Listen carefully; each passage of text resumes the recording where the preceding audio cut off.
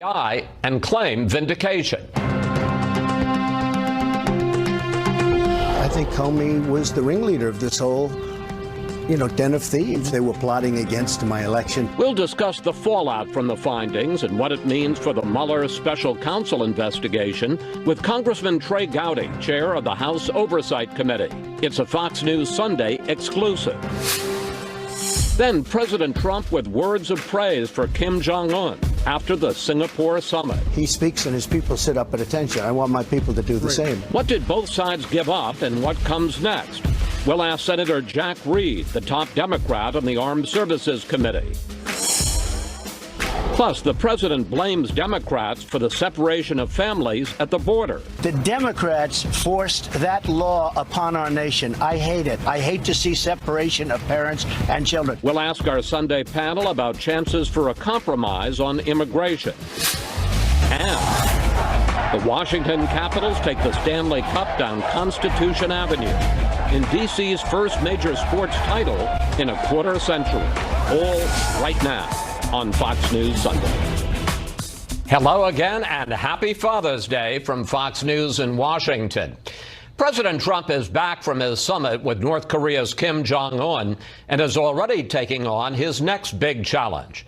The Department of Justice Inspector General issued a report that is sharply critical of how the FBI conducted the Clinton email investigation. And the president says that undercuts Robert Mueller's probe of collusion with Russia and obstruction of justice.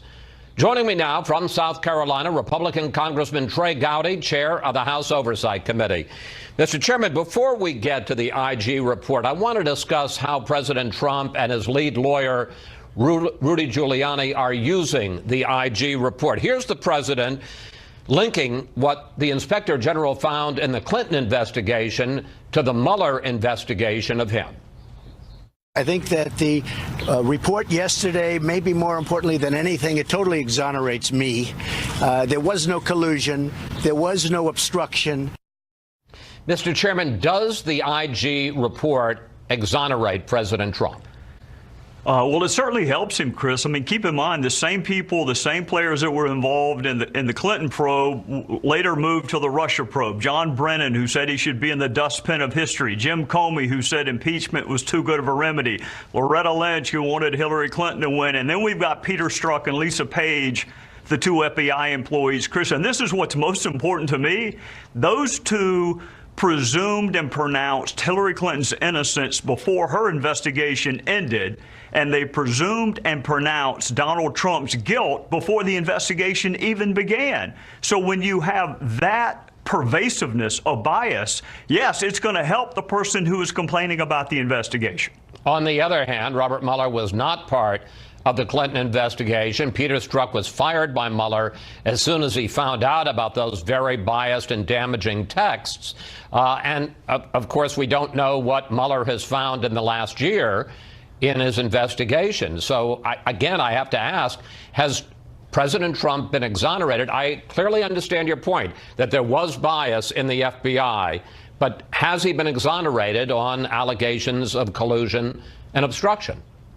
Well, part of that depends upon what you view the Mueller probe as. Now, you mentioned collusion. The only person in the universe who claims to have evidence of collusion is Adam Schiff, and unlike any other secret he's ever had, he's actually kept this one. He's never told anyone what evidence he has. So there's no evidence of collusion. Obstruction of justice, Chris, good luck having your star witness being Jim Comey in any prosecution, from shoplifting to obstruction of justice. Good luck if that's your star witness. For me, the Mueller probe is about what Russia did in 2016 and who, if anyone, they did it with. So that's what I mean when I say Mueller probe. And I hope he does write the definitive accounting of what Russia did.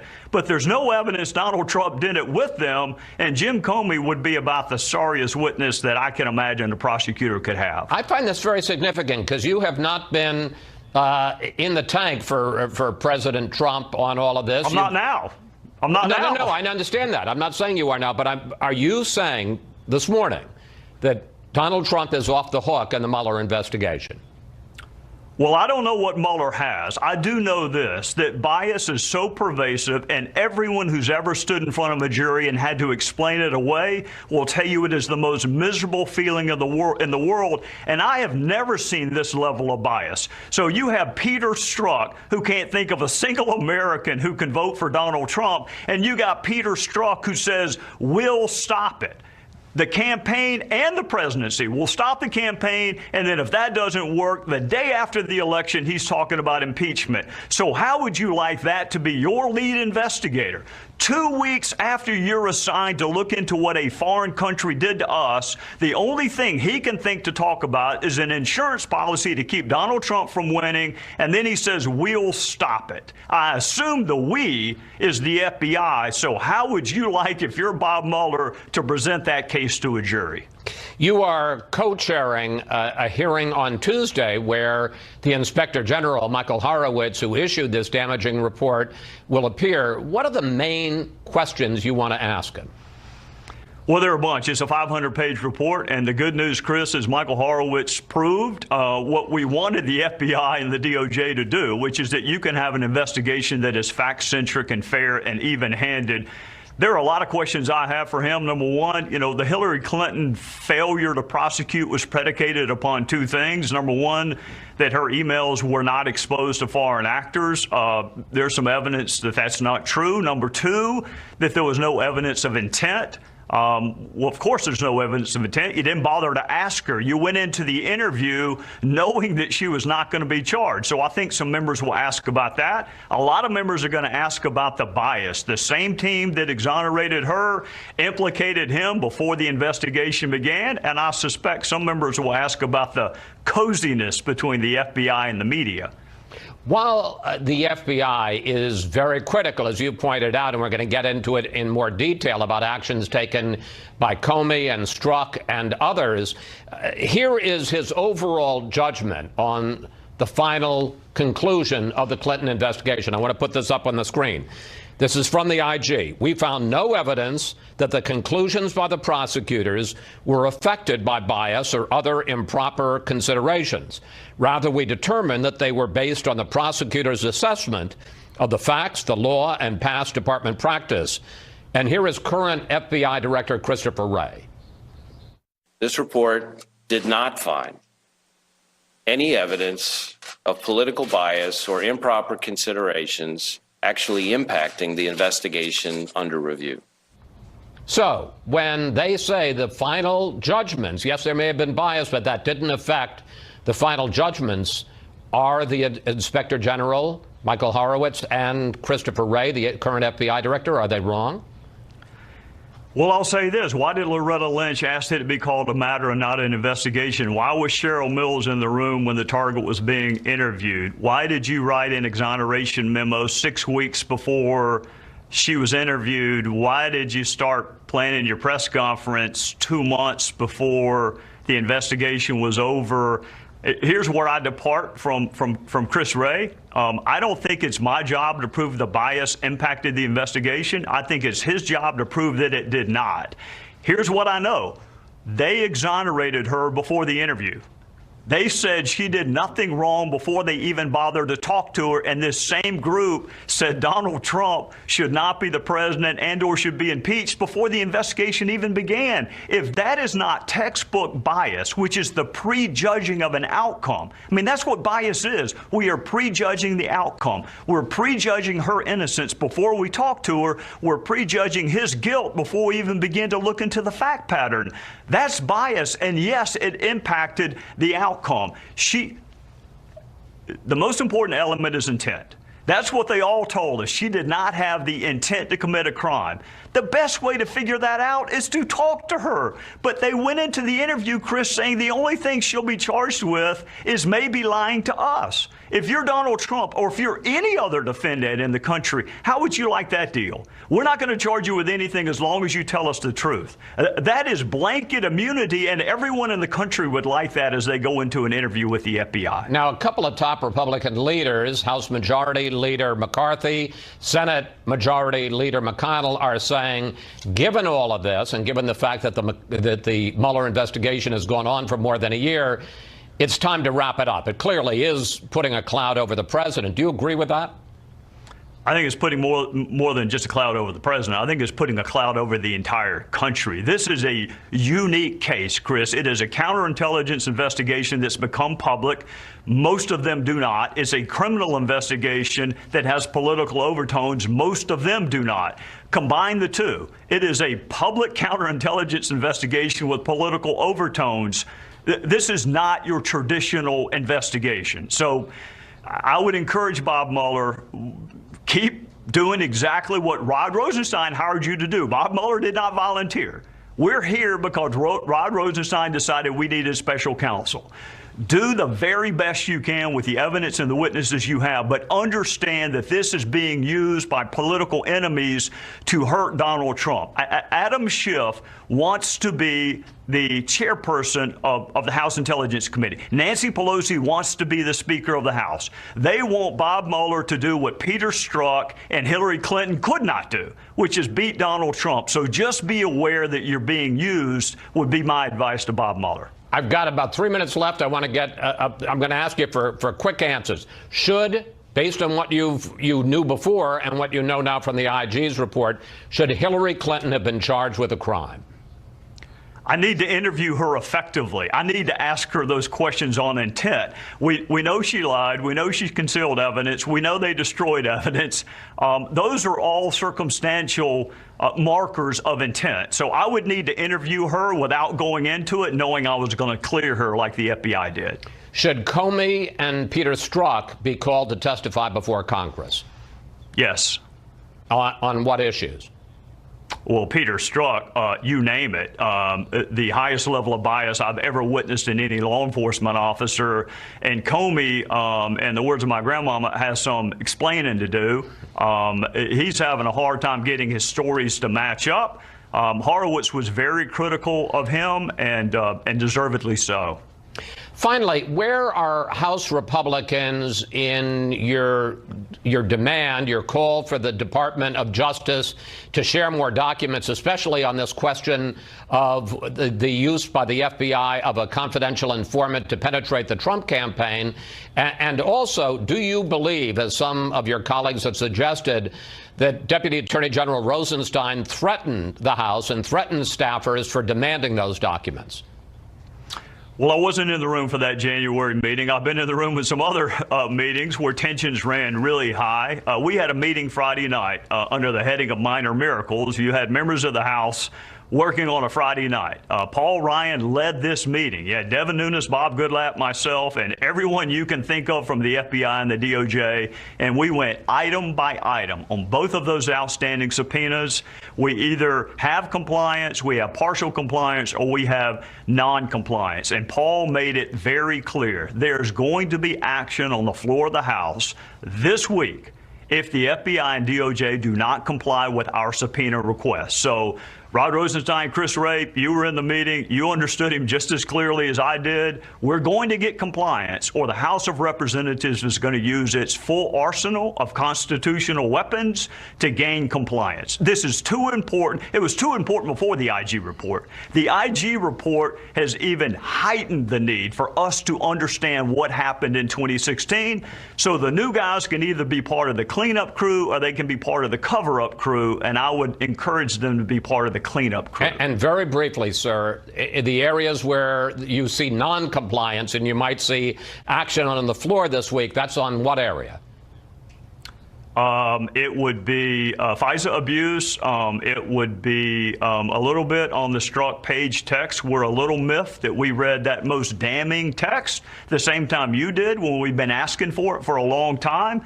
So Devin's subpoena is largely, most of the issues are with Devin's subpoena and not Chairman Goodlatte's, and that's FISA abuse, and it's what led up to the Russia probe. And Chris and Rod there is no ambiguity. The Speaker of the House was really clear. You're going to comply or there's going to be floor action, and I think they got the message. And floor action would be the full panoply of constitutional weapons available to the people's house. Including contempt of Congress? That would be among them, yes, sir. I don't want the drama. I want the documents. And I think that Chris and Rod got that message. Contempt of Congress just means we're going to be talking about this 6 years from now. I don't want that. I want the documents. I don't want the drama, and I don't want the floor fight. But they need to know that we're willing to do it. And unless they were in a different meeting than the one, I have never seen Paul Ryan as animated as I saw him Friday night. He is sick and tired of the delay, and he communicated that point very effectively. Chairman Gowdy, thank you. Thanks for your time. Always good to talk with you. And I've got to say, you had a lot to say today. Thank you, sir. Happy Father's Day. Thanks. Same to you, sir. Up next, we'll bring in our Sunday group to discuss the FBI's handling of the Clinton investigation and what it means for the Mueller probe of President Trump. There was no obstruction. The IG report yesterday went a long way to show that. And I think that the Mueller investigation has been totally discredited. Certain actions taken by the FBI, intentionally or not, helped the Trump campaign and hurt the Clinton campaign. President Trump and Senate Democratic leader Chuck Schumer drawing very different conclusions from the IG report this week on the Clinton email investigation. And it's time now for our Sunday group. GOP strategist Karl Rove, Fox News correspondent Jillian Turner, former Democratic Congresswoman Jane Harman, director of the Woodrow Wilson Center, and Chris Steyerwolf, Fox News politics editor. Well, Karl, I got to say, that was a different Trey Gowdy than we have heard, because for weeks, for months, he's been the one Republican kind of pushing back on other Republicans, and certainly the Trump White House, have been rushing to judgment. The Mueller investigation is fake. He pushed back on Spygate today. He was basically, it seemed to me, saying that the IG report and what it found in terms of rampant bias on the part of Comey and Strzok and others has blown the Mueller investigation out of the water as far as it concerns President Trump. Well, I had a slightly different take on some of that. I do look. This was a very damaging report, the IG report, to Comey, McCabe, Strzok, Lisa Page, his lover, and generally to the FBI itself. But and it raises questions about what the FBI did in 2016 in Papadopoulos and others in the Trump campaign. But at the end of it, we have in May of 2017 the appointment of Bob Mueller, and when he finds out literally a matter of days and weeks later the text messages with Peter Strzok, he essentially fires him. He removes him from his position as the head of the counter-espionage section of the FBI, and because you can't fire an FBI agent, he has him detailed to human resources. I mean, about as big a demotion as you could possibly get. I understand all of that, but when I asked Gowdy about exactly that, he in effect said that the fruit of all of this is poison, that the launch of the investigation was poison, that Comey, who would be the main witness or a main witness in any obstruction of justice case against President Trump, is fatally flawed. I mean, Gowdy did not leave. I gave him a lot of opportunities, and he didn't want to take them. I agree with him about Comey. Comey is one of the biggest victims out of not only this IG report, but the whole process. But look, there is no... Some would say not a victim, but... Well... Yeah, you're right. He gets what he deserves. Yes. But look, what we do have here is, look, this didn't look into the question of collusion, but look, there has been never any evidence of collusion. Every presidential campaign leaks. The Trump campaign leaked worse than any I've seen in my life. If there was any collusion, we would have heard a hint about it from somebody inside the campaign. But at the end of the day, Mueller's investigation is going to be judged by the report of the Mueller investigation. We're going to make a judgment about it, and my sense is that it's going to clear the president of any question of collusion between his campaign and the Russians, and there will be people like Paul Manafort who have real liability and have real legal problems because of their actions unconnected to the campaign. I want to go back to that newly discovered text exchange between two FBI officials in August of 2016. That's Lisa Page and Peter Strzok. Let's put it up on the screen. Page: Trump's not ever going to become president, right? Right. Strzok: no, he won't. We'll stop it. Congresswoman Harman, you don't have to be a conspiracy theorist to say that is pretty damaging. And this is coming exactly at the point when the Clinton campaign is ramping down and the Clinton investigation is ramping down by the FBI and the Trump investigation is ramping up. Well, first of all, happy Father's Day to everyone. Thank you. To my 2 sons and 2 sons-in-law. But you're right. And it's not pretty damaging. It's very damaging. And Comey's actions, all 3 of his press events in 2016 were inappropriate and wrong. And the IG nails him on it and should have nailed him on it. And yes, he is a compromised witness if he ever becomes a witness. All of that's right. But let's understand that there are 2 different investigations. One was the investigation, what the IG looked at with the Clinton email and things that happened in 2016. And the second is Mueller's investigation. And I agree with Carl that investigation is a different one. Trey Gowdy went out of his way to say it should be completed. Yeah, wait, but except he said it should be completed in terms of Russian interference. Correct. Russian interference. He wasn't talking about collusion or obstruction. Well, I don't think we know. I hope there is no collusion or obstruction, but I think we should let the investigation conclude and find out what Mueller knows. And Mueller, some people are impugning Mueller, but I certainly wouldn't, and most members of Congress wouldn't. He had an exemplary run as the head of the FBI and U.S. attorney before that. He was nominated and supported by Democrats and Republicans when he became FBI director right around 9/11. I worked closely with him in my role as ranking member of the Intelligence Committee. And just a last comment about the FBI. This isn't the first strange event at the FBI. I had my own event, which was very strange, with the FBI. And my view is that, yes, there need to be changes at the FBI, but Chris Wray seems to be a responsible leader and will take it in a better direction. Chris Jarwell, how big a deal is this to hear Trey Gowdy, who's been a pretty honest broker on all of this, suddenly really changed his opinion about the Mueller investigation and President Trump's potential legal liability? I suspect that Trey Gowdy will do the same thing with the Mueller investigation that he rightly did with the Inspector General's report, which is wait for the work to be concluded and then render judgment after that fact. I heard him definitely saying that it was time to wrap up, but I also heard a guy that said that he did not express any concern about Mueller, but I definitely heard this. Anybody who's attached to the Comey administration at the FBI, the catastrophic Comey administration at the FBI, if you're in that leadership bubble up there, you better not be part of what comes out at the end for Mueller. And Mueller's findings have to be able to rise above the decrepitude of Comey and his team. It has to be better than that. Jillian, I want to pick up on another point that Trey Gowdy made today, which I thought was news, and something that I didn't know about it. I don't think it's been reported before that there was this big meeting on Friday night between House leadership and the top leadership, Rod Rosenstein and Chris Wray, FBI, Department of Justice, Deputy Attorney General, and they basically put the wood to the Justice Department and said, you produce these documents or we're going to go to the floor and we are going to take serious action to force you to comply with our subpoenas. That's right, Chris.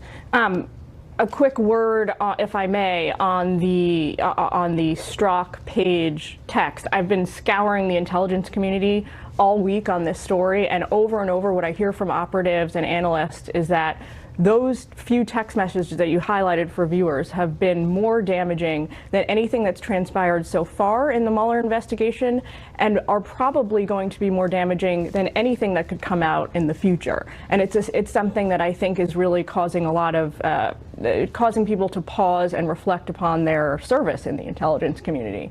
When it comes to the Inspector General's report, I just want to point out there's a uncomfortable reality buried in the Inspector General's report for the Trump administration, which is that they've got 5 of the most important national security departments and agencies unfilled Inspector General positions. It's Department of Homeland Security, Department of Defense, the CIA, even the White House Inspector General position is currently vacant. So it's quite, every time they lob sort of criticism against the Obama administration for the way they police themselves, it highlights the fact that they're choosing not to police themselves at all, at least up until now. I got less than a minute left. Carl, your reaction to Gowdy and the revelation that House Republican leadership is fed up. The Friday meeting didn't need to take place. Wray and Rosenstein and the FBI need to be responsive to the will of Congress. Congress has oversight on the Department of Justice and the FBI, and it is astonishing to me that these requests for access to documents have been been stonewalled, delayed, ignored, and the Speaker was right and the House is right, and I don't understand why. Wray has a chance to make a clean break with Comey in the past, and he can do so by being forthcoming. I hope to God they're forthcoming here in the next 24 hours. All right, panel, we have to take a break here. We'll see you all a little later. Up next, President Trump defends the deal he made with Kim Jong-un, saying it's made the world safer. But Democrats say he gave up a lot without getting much in return. We'll talk with Senator Jack Reed, the top Democrat on Senate Armed Services, about those concerns next. We had long deployments in Iraq. Trump and Kim Jong-un produced stunning and surprising pictures. But what about the substance? Did the two leaders resolve differences that could lead to a nuclear confrontation? Joining me here in Washington is Jack Reed, the top Democrat on the Senate Armed Services Committee. Senator, welcome back to Fox News Sunday. Thanks, Chris. President Trump says that North Korea is no longer a nuclear threat, his words, and on Friday he added this. I have solved that problem. Now we're getting it memorialized and all, but that problem is largely solved. Senator, your reaction? North Korea is a nuclear threat. The president's statement was absolutely, in my view, preposterous. North Korea has between 20 and 60 nuclear weapons. They have missiles that they can deliver those weapons to Japan, South Korea, Guam. They have an intricate infrastructure of nuclear laboratories, testing facilities, etc. This issue is just beginning to be dealt with. It has not been solved. But, and in fairness, it hasn't, and the president acknowledges that, although he clearly is more optimistic than you are that it's going to get settled. North Korea has suspended its nuclear bomb and missile tests for months. It has destroyed one of its main testing facilities. The two sides are talking at the highest level. Would you concede that President Trump has dramatically reduce tensions between the two countries? Well, I think initially President Trump helped elevate the tensions. I mean, the fire and fury, the demeaning Twitters about Kim Jong-un, etc. I think the path of diplomacy that he's chosen is the wiser one. I commend him for that. But if the meeting itself, the summit, was a great victory for Kim Jong-un. He got the prestige of the first leader of North Korea to be literally embraced by the President of the United States. His sordid record on human rights, on mistreating his own people, was not only ignored, but frankly contradicted in many respects by the President's comments. The sanctions regime, which again, the President, I think, and his staff did very well in putting it together, will dissipate given the lack of enthusiasm for enforcement. Guarantees about the security of North Korea, which the President seemed to imply is different than the maximum pressure campaign he's put on. And then conceding without any other quid pro quo the exercises that we conduct with the South Koreans was, I think, a mistake. Indeed, the President chose to call them provocative war games, which are not the case at all. So at the end of that summit, Kim Jong-un walked away, I think, with a great deal. And we're just now beginning to try to put it back together. I just want to press on that one point. You're the top Democrat in the Senate Armed Services Committee. The president did agree to suspend joint military exercises between South Korea and the United States. He did, however, say that if North Korea drags its feet on denuclearization, he can always resume the game. So how big a deal is that? It is a big deal. First of all, it was a complete surprise to our allies, the South Koreans and the Japanese. They are very concerned. Second, it is part of our determined not wargaming, but deterrence of the North Koreans.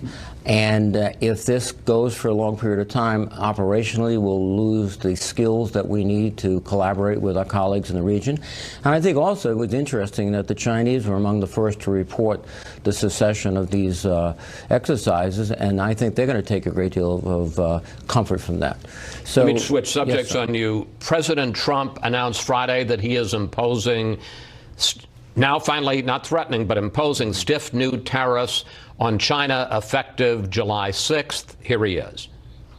We're just going to do $50 billion on $50 billion of high technology equipment and other things coming into the country. China responded quickly that it is going to respond. It's going to retaliate with tariffs on U.S. farm products. on crude oil, on U.S. cars. Senator, are we now in a trade war with China? It looks that way, but the president, I think, is right in calling out China. They have abused, in many respects, the free trade arrangements that have been built up over generations.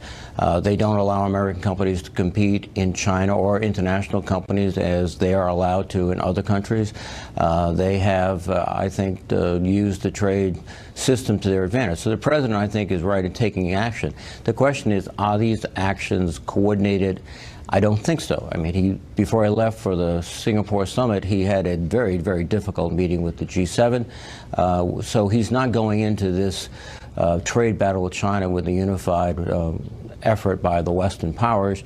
And then second, I think a lot of his judgments seem to be snap judgments. He imposed tariffs on countries aiming at China, and it wound up sort of hitting Canada and other countries where we have not only trade relationships but very strong national security relationships. So the concept, I think, is right to go after China. The methods I think he employs are just in many cases counterproductive. But the trade war issue is could be dangerously approaching such a trade war. I want to switch to one other subject, which is gaining interest and concern by the moment, and that is the issue of families at the border being separated. Let's put up some statistics. In the first 6 weeks after the administration launched its zero-tolerance policy, we now find out that 1,995 minors were separated from 1,940 adults coming across the border illegally. Here is President Trump's explanation. That's the law, and that's what the Democrats gave us, and we're willing to change it today if they want to get in and negotiate, but they just don't want to negotiate. Your reaction to the policy and the impact it's having in terms of separating these families? It's not the law. It's the president's policy. In fact, he has stated, it's been reported in the press, that he's using it as a negotiation tool. He's using it to intimidate families so they don't come across the border. He's using it as a political ploy. So it's not the law. And to say it is the law is just misrepresenting the facts. Let me ask you about two aspects of that. One, in terms of trying to deter families from coming across the border, they're coming across illegally. What's wrong with that? We should have, and we've tried in the past on a bipartisan basis, to develop comprehensive immigration reform, which would secure the border. We can't have a border that is open. But it also would recognize, one, individuals that are here for many years, and two, provide a much more effective process if people are seeking asylum, if people are trying legitimately to come into the United States. We have to protect our borders, but it is, I think, repugnant to most Americans when you have people like Dr. Franklin Graham condemning these family separations as abhorrent to the core American values. That's Franklin Graham, the son of Billy Graham. Let me ask you about the other aspect of it, because it has been suggested, some people in the White House are saying this is a negotiating ploy, and the argument is that the president has suspended the DACA program, although the courts had stopped that, and he has imposed this policy to try to bring Democrats like yourself to the table to create a kind of grand bargain. Yes, he'll stop this policy, he'll provide some protection for the dreamers, but in return, you, the Democrats, will give him the border wall and limits on legal immigration, things like the visa lottery and chain migration.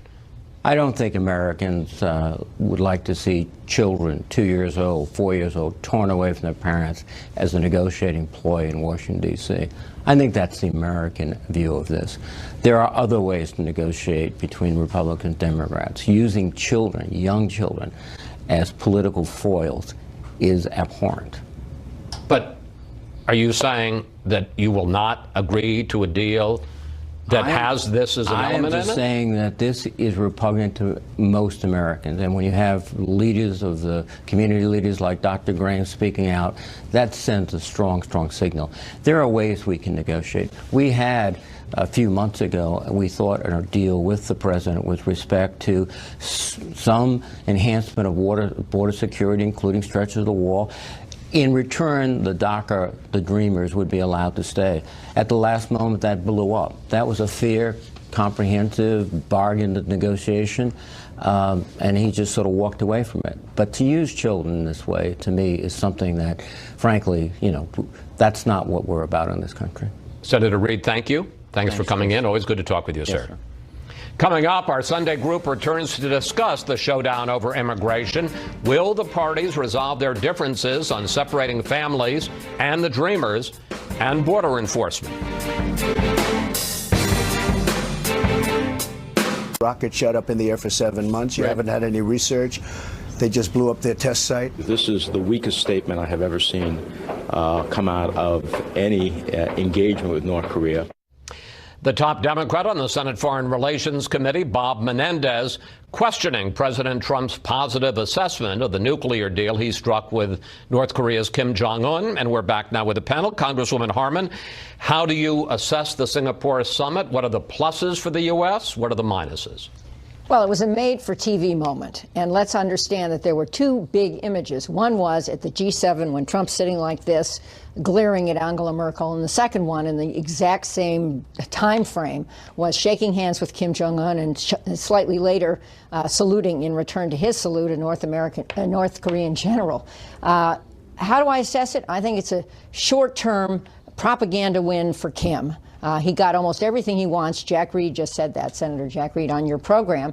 But I think if he just makes no more threats and doesn't test again, he's gotten away with becoming a nuclear nation, being recognized by the world, and I think there will be more economic advantages to him. I think China will trade more, and we won't punish China for trading with North Korea.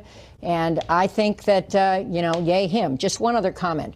There are two winners here, short term, I think. One is China, which now has much more of an advantage in Asia now that we're suspending our exercises and possibly reducing or eliminating our troops in South Korea. But the other is Russia. Because of what we did with the G7 and the new tariff plan, let's not call it a war, Europe is destabilized, and that gives Russia huge advantage with respect to Ukraine. And in the Middle East, because we renounced the Iran deal, it seems to me Russia has more free reign in Syria and parts of the Middle East. Jillian, as someone who worked on the National Security Council for President Bush and President Obama, President Trump seems confident he got a deal from Kim to give up his nuclear weapons, even if that isn't spelled out in the final agreement, the joint agreement that they signed. Do you share the president's confidence? I share the president's hope and optimism, not necessarily his confidence, because I think no matter what is said now, truly only time will tell. One thing to point out that, a lot of, in the wake of this summit, it seems to be that the response is breaking down along political lines, much like it did to President Obama's overtures to the Iran regime. But when it comes down to policy matters here, there's one major challenge the Trump administration is facing that President Obama didn't really have to deal with back in 2012, 13, and 14, and that is North Korea's continued super aggressive gray zone warfare in cyberspace. I've been speaking to cyber experts and tech experts this week who say that during the lead up to the summit, even as the summit was ongoing, North Korea-sponsored hackers were infiltrating U.S. banks, financial institutions, and carrying out attacks on them. And this is something that they have not yet dealt with. They might be able to get to some kind of a denuclearization deal without addressing that, but it will ultimately fall apart unless the Trump administration confronts this head on. I hope they're doing it behind the scenes through covert channels. Let's turn to the other subject I discussed with Senator Reid, and that's the separation of families coming across the border, which I think it's fair to say is sparking growing outrage as we now learn that almost 2,000 minors were separated from their adult parents as they came across the border in the first 6 weeks after the president and his administration announced its zero tolerance policy. Here was the president on this week. They're all saying about separating the families, and that's a Democrat bill. That's Democrats wanting to do that, and they could solve it very easily by getting together, but they think it's a good election point.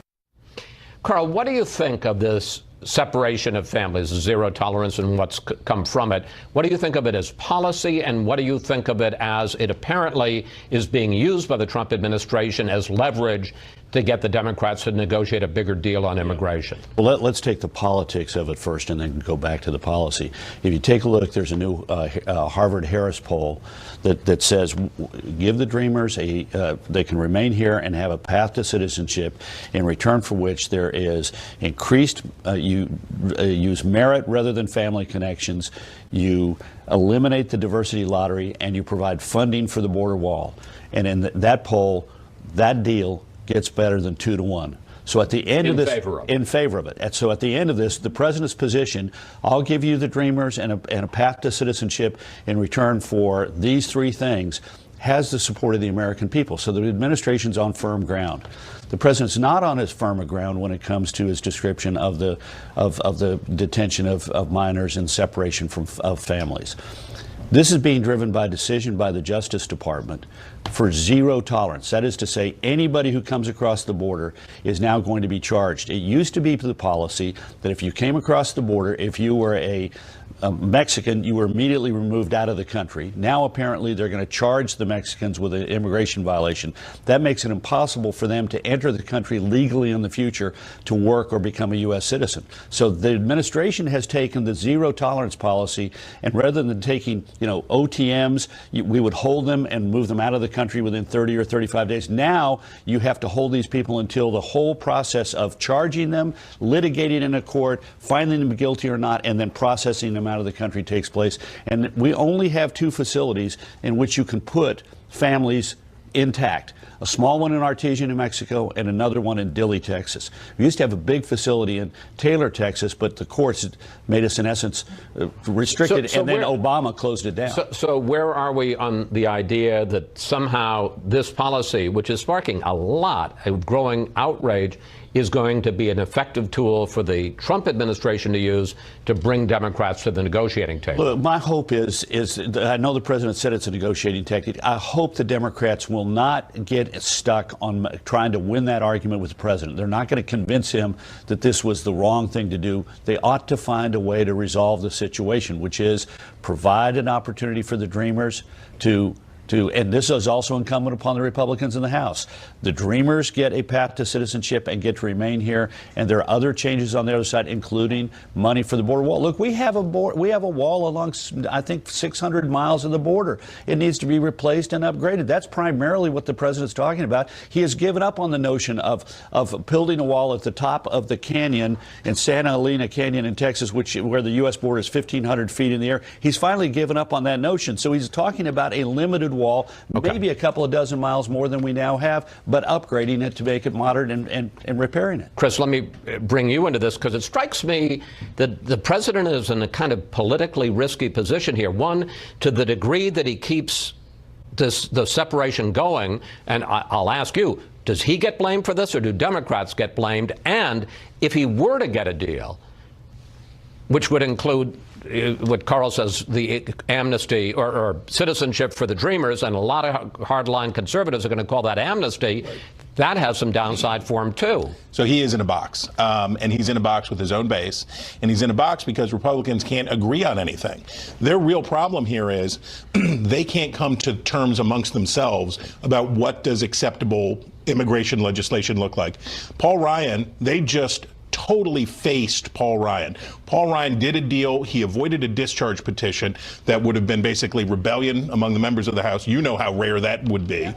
So Paul Ryan defeats this, and he says, okay, boys, hang together, because we're going to come out with legislation next week. And then the president goes and dumps on it. No, we're not going to do that. Now, later the White House comes back and tries to clean it up and say, well, what the president meant to mean was this. But in any case, the president, 5:30 Tuesday, is going up to Capitol Hill to talk to House Republicans to try to work this out. They got to do a deal. Until Republicans can agree on what they think immigration policy should look like amongst themselves, the Democrats are off the hook. They are totally getting away scot-free, because Republicans have to finish their own work first. And remember, Quinnipiac, 64% of Republicans believe that Dreamers ought to be allowed to remain and allowed to apply for citizenship. 64% of Republicans, 77% of independents, 92% of Democrats, 79% of the Americans overall. Republicans ought to do it. So we got less than a minute left. Will Democrats be forced to deal to try to end the separation of families, or do they actually see this as a political benefit for them, as heartless as it may be? Anybody who wants these kids to be pawns. It's the wrong policy. The right policy was something Mike Pence and John Kelly, when he was head of Homeland Security, tried to pursue in Florida, where they had a summit on helping Central American governments. The push factor comes from Central America. Mexico should police its southern border better, but these kids and migrants are coming from Central America, where there's rampant corruption and danger to their families. That's why they're coming clean up through. the situation at home. Yeah. Thank you, panel. See you next Sunday. When we come back, Lord Stanley comes to Washington, finally.